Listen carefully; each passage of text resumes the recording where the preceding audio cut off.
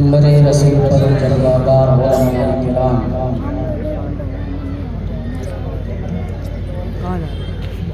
عزیز بچوں، نوجوان ساتھی، جہاں تک میری آواز جا رہی ہے سب کو السلام علیکم۔ وعلیکم السلام۔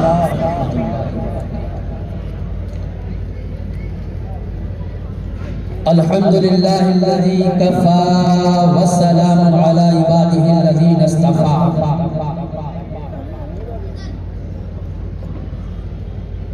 اما بعد فاعوذ باللہ من الشیطان الرجیم ببرکت بسم اللہ الرحمن الرحیم۔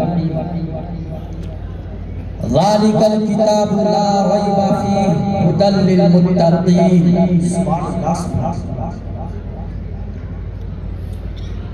صدق اللہ مولانا العظیم وبلغنا رسولہ النبی الامین الکریم، ونحن على ذلك من الشاهدين والشاكرين والحمد لله رب العالمين۔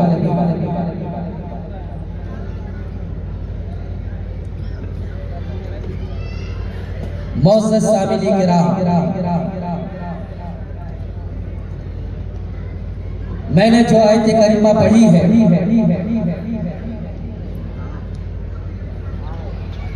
جس کا سیدھا سادہ مفہوم ہے یہ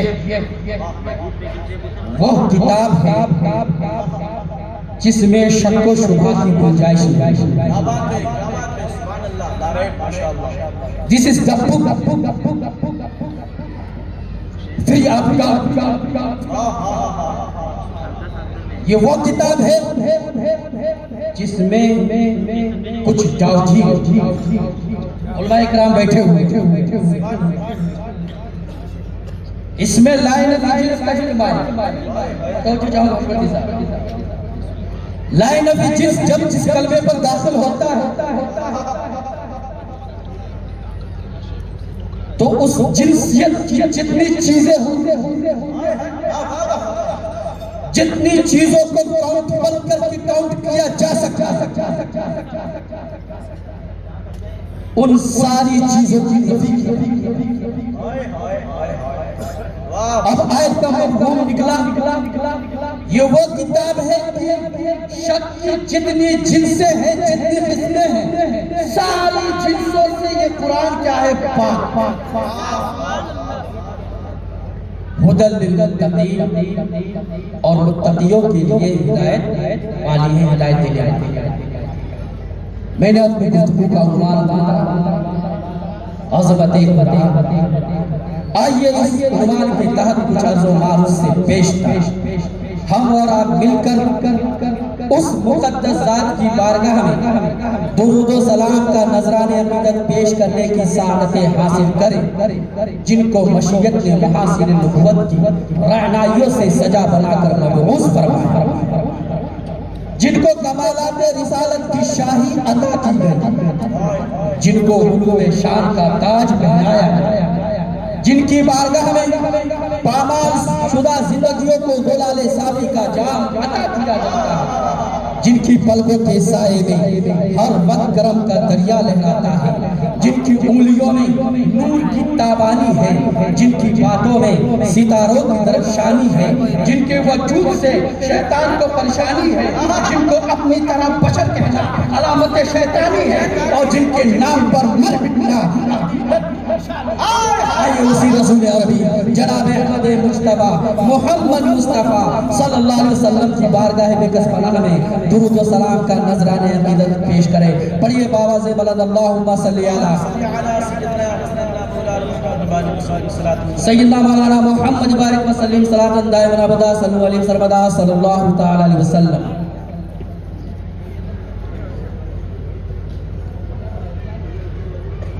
ہے قول محمد، ہے قول خدا، فرمان نہ بدلا جائے گا، بدلے گا زمانہ لاکھ، مگر قرآن نہ بدلا جائے گا۔ آپ لوگ بولیے قرآن نہ بدلا جائے گا۔ ان سے آپ بولیے بدلے گا زمانہ لاکھ، قرآن کا بدلا جائے گا۔ دنیا کی جتنی کتابیں، چاہے وید ہو، چاہے بائبل ہو، چاہے گرنتھ ہو، چاہے توریت ہو، چاہے زبور ہو، چاہے انجیل ہو، جتنی کتابیں ہیں، ساری کتابوں سے اگر پوچھا جائے یہ کتاب تو کیسی ہے، تیرے اندر کوالٹی کیا ہے، کیا تیرے اندر شک و شبہ ہے، تو ساری کتابیں لاجواب ہو جائے گی، خاموش ہو جائے گی۔ کوئی کتاب یہ جواب نہیں دے گی کہ میں ایسی کتاب ہوں جس میں 100% سچ ہے، شک ہے ہی نہیں۔ مگر یہ اسی دھرتی پر ایک ایسی کتاب جسے قرآن کہا جاتا ہے، جیسے ہی آپ کھولیں گے پہلے پیج سے دوسرے پیج پر آئیں گے، جیسے ہی الف لام میم تلاوت کریں گے اس کے بعد فوراً قرآن کتاب خود اعلان کرتی ہے ذالک الکتاب لا ریب فیہ، میں ایسی کتاب ہوں جس میں شک و شبہ کی گنجائش نہیں، اور یہ ہدایت دینے والی ہے متقیوں کے لیے، پرہیزگاروں کی۔ عزیزان گرامی، اور یہ قرآن کتاب ایسی ہے کہ اگر اسے پڑھانے کے لیے کوئی بیٹھ جائے تو استاد بن جاتا ہے، اس کتاب کو پڑھانے کے لیے بیٹھ جائے تو استاد بن جاتا ہے، اگر ترجمہ کرنے لگے تو عالم بن جاتا ہے، اگر قرآن دیکھ کر مسئلہ بتانے لگے تو مفتی بن جاتا ہے، اگر اسی کے مطابق اگر فیصلے سنانے لگے تو قاضی بن جاتا ہے، اور اگر اسی کے مطابق اگر کوئی بندے مومن اپنی پوری زندگی گزار لے تو وہ ولی کامل بن جاتا ہے۔ عزیزان گرامی، یہ وہ کتاب ہے جس میں شک و شبہ کی کوئی گنجائش نہیں، اور پوری دنیا میں کسی کتاب نے چیلنج نہیں کیا ہے، ایک یہ واحد ایسی کتاب ہے جس نے چیلنج کر دیا ہے، اور وہ چیلنج آج تک کوئی ایکسپٹ کرنے کو تیار نہیں ہے۔ وہ کیا ہے؟ فَأْتُوا بِسُورَةٍ مِّن مِّثْلِهِ وَادْعُوا شُهَدَاءَكُمْ إِن كُنتُمْ صَادِقِينَ۔ اگر یہ قرآن تمہارے جیسی کتاب ہے، تمہاری لکھی ہوئی کتاب کی طرح یہ کتاب ہے، تو لاؤ اسی کے مثل ایک صورت اگر تم سچے ہو۔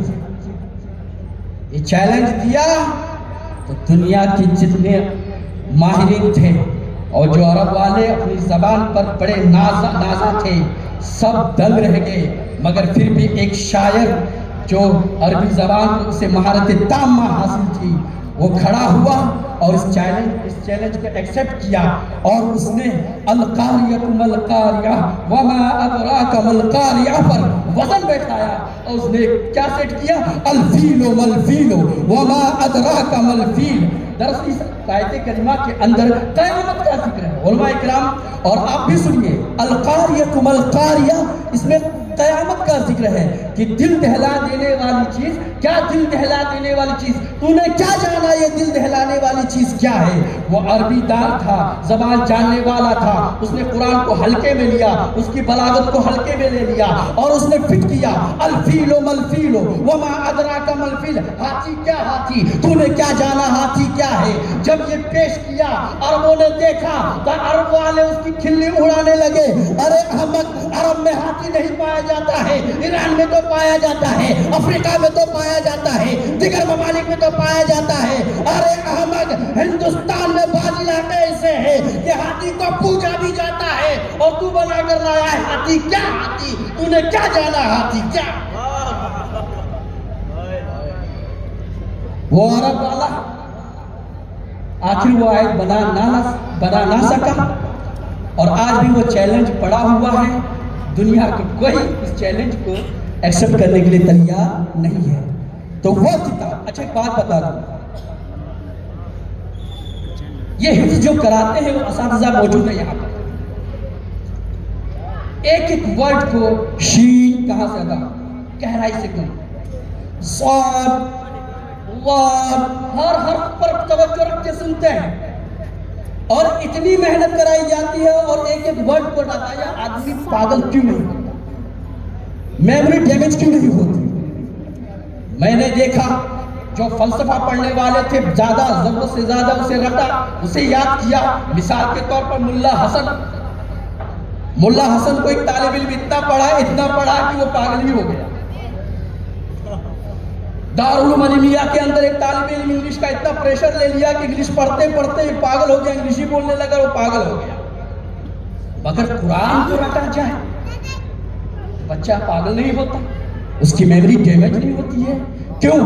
کیونکہ قرآن نے، اللہ تبارک و تعالیٰ نے خود فرما دیا کہ یہ کتاب ایسی ہے جس کو ہم نے آسان کر دیا ہے.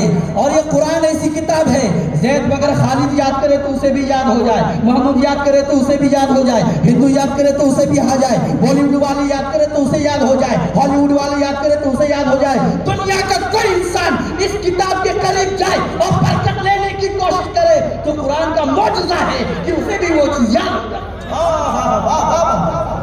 حضور صدر الافاضل سے مناظرہ ہوا، ایک ہندو کا مناظرہ طے ہوا. کہا کہ اگر آپ مسلمان ہیں تو اپنا قرآن سنائیے. تو کہا کہ ٹھیک ہے سناتا ہوں. ابھی بات کہا کہ الحمدللہ. ہندو نے کہا کہ میں 15 پارے کا حافظ ہوں. ہندو نے کہا کہ دیکھو کتاب تمہاری ہے اور دھرم تمہارا ہے، مگر 15 پارہ مجھے یاد ہے، اگر تم سچے تو تم سنا دو. حضور صدر الافاضل سے کہا. حضور صدر الافاضل نے فوراً فرمایا، ارے احمد تجھے معلوم نہیں، قرآن یہ خود ایک معجزہ ہے.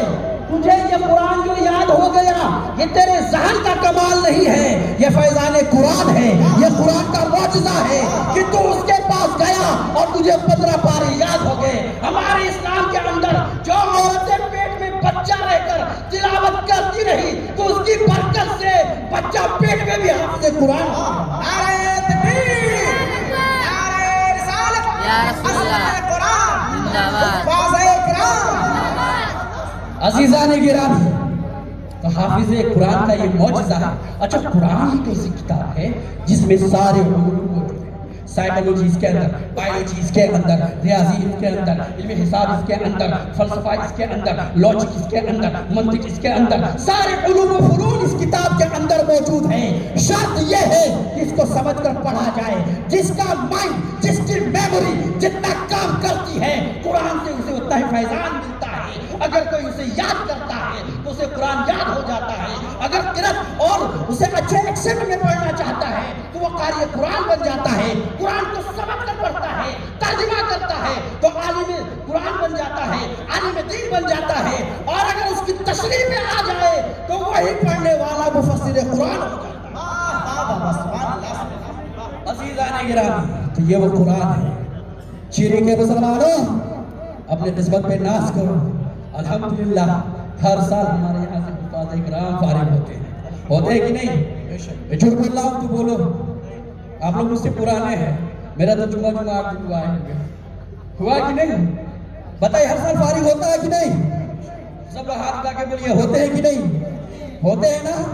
تو آپ کی ذمہ داری ہے کہ اس ادارے سے محبت کریں. اب یہ عام ادارہ نہیں ہے. اس ادارے کے اندر دنیا میں جتنے علوم و فنون پڑھائے جاتے ہیں تقریباً اکثر اس میں پڑھائے جاتے ہیں. انگلش اس میں پڑھایا جاتا ہے، حساب اس میں پڑھایا جاتا ہے، سائنس اس میں پڑھایا جاتا ہے، ریاضی اس میں پڑھائی جاتی ہے، تفسیر اس میں پڑھائی جاتی ہے، فقہ اس میں پڑھایا جاتا ہے، اصول فقہ اس میں پڑھایا جاتا ہے، تفسیر اس میں پڑھائی جاتی ہے، لاجک اس میں پڑھائی جاتی ہے، ہندی اس میں پڑھائی جاتی ہے. جتنی فنونوں کی ضرورت ہے وہ سارے علوم و فنون اس میں پڑھایا جاتا ہے. اور یہ ادارہ ایک مشرباً اور اولیاء کرام کی محبت کا ایک حسین سنگم ہے. اس ادارے کے اندر اشرفیت کی بو بھی ملے گی اور چشتیت بو بھی ملے گی، چشتیت کا چمن، چشتیت کا رنگ بھی آپ کو ملے گا. اور یہ ادارہ مسلک اعلیٰ حضرت کا ایک صحیح ترجمان. عزیزان گرامی، تھوڑا سا تعارف کرا کر اپنی گفتگو سے بیٹھوں گا. اس ادارے کے اندر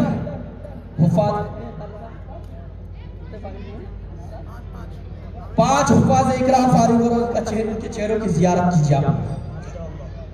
یہ آپ کے محنتوں کا نتیجہ ہے. کوئی ادارہ کوئی ایک سوچے کہ میں چلا لوں इम्पॉसिबल, कोई चला ही नहीं सकता जब तक पब्लिक का ताउन ना हो, उनकी मदद ना हो। 5 हुफ़ाज़ इकराम और हमारे इदारे निस्वा में तकरीबन 15 फाजिला फारिग होने वाले, 15 तकरीबन 15 फाजिला। और मैं झूठ नहीं बोल रहा हूं, पता कर लीजिएगा। जो सिलेबस लड़कों को पढ़ाया जाता है, जितनी किताबें लड़कों को पढ़ाई जाती है, सारी किताबें हमारी निस्वा के अंदर पढ़ाई जाती है। कोई सब्जेक्ट छोड़ा नहीं जाता है। 15 फाजिला फारिग होने वाली, 11 तकरीबन आलिमात है और कमोबेश कारिया फारिग होने वाली है। अल्हम्दुलिल्लाह हमारे इदारे से बहुत सारे हीरे निकल रहे हैं। और ये शेर कह दे रहा हूँ ताकि दिल और बाग हो जाए। 1000 साल नरगिस अपनी बेनूरी पे रोती रही, 1000 साल नरगिस अपनी बेनूरी पे रोती रही। बड़ी मुश्किल से होता है चमन में दीदार पैदा। लोग बताते हैं कि जब निस्वा कायम हुआ था तो एक कमरा दिया गया था, उसी कमरे के अंदर बिठाकर बच्चियों को पढ़ाया जाता था। बताने वाले बताते हैं कि तकरीबन 2 महीने के अंदर 60 से 65 बच्चियां हो गई और उसके बाद का सिलसिला चलता रहा।